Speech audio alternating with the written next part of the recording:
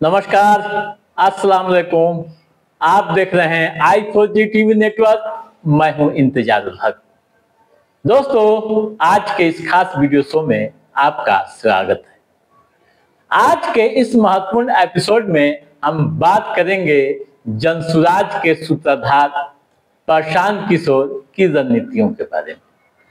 उनकी रणनीतियों को लेकर इन दिनों खास तरह की चर्चाएं हो रही है। सियासी गलियारों से लेकर आम व खास के बीच कई तरह की बहसें भी किए जाने लगे हैं।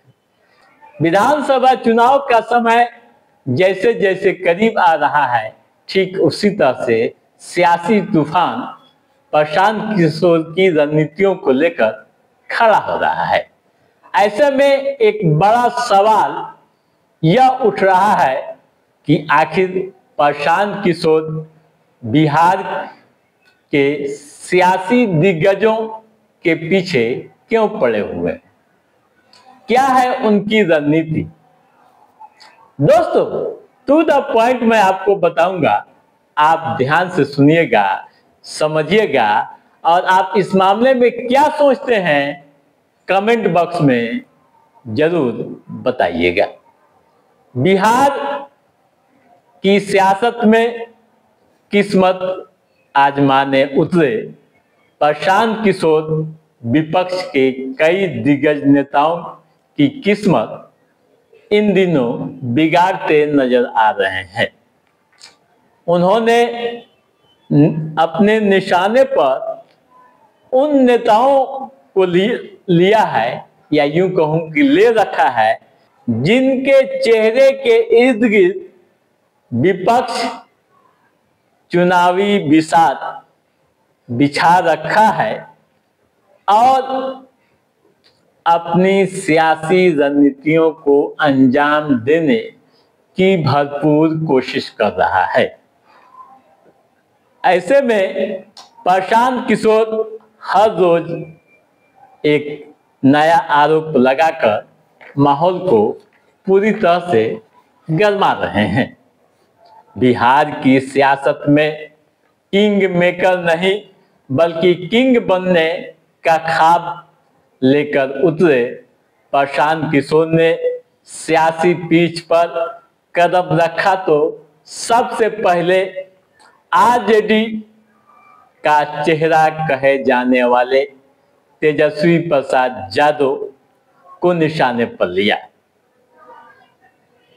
उसके बाद समय बीतने के कुछ महीने बाद से चुनावी सरगर्मी बढ़ती गई और प्रशांत किशोर ने इस दौरान अपनी स्टीयरिंग एनडीए की ओर कर दिया। प्रशांत किशोर के निशाने पर जेडीयू के नेता व मुख्यमंत्री नीतीश कुमार के करीबी मंत्री अशोक चौधरी आए। फिर उप मुख्यमंत्री सम्राट चौधरी निशाने पर रहे। प्रदेश अध्यक्ष बीजेपी के दिलीप जायसवाल, पूर्व प्रदेश अध्यक्ष संजय जायसवाल, मंत्री मंगल पांडे के खिलाफ मोर्चा खोल रखा है। ऐसे में यह सवाल उठना स्वाभाविक है कि प्रशांत किशोर इन दिग्गजों के पीछे क्यों पड़े हुए हैं? क्या है उनकी रणनीति?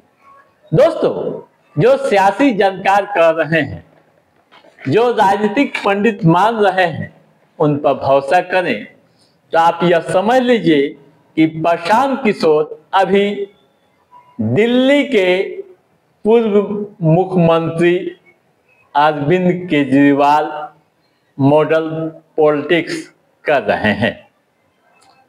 यानी प्रशांत किशोर पूरी तरह से केजरीवाल की तरह रणनीति बनाकर काम कर रहे हैं। अरविंद केजरीवाल जब सियासी पिच पर उतरे थे तो सबसे पहले विपक्ष के नेताओं को निशाने पर लिया था। भ्रष्टाचार का मुद्दा बनाते हुए कई दिग्गजों को भ्रष्टाचार के कटघरे में खड़ा किया और अपने को एक ईमानदार छवि के रूप में पेश की, जिसमें केजरीवाल को सफलता मिली। यानी साफ तौर पर सियासी पंडित कह रहे हैं कि केजरीवाल के तर्ज पर प्रशांत किशोर चल रहे हैं। अब एक और सवाल कि प्रशांत किशोर के निशाने पर कितने दिग्गज।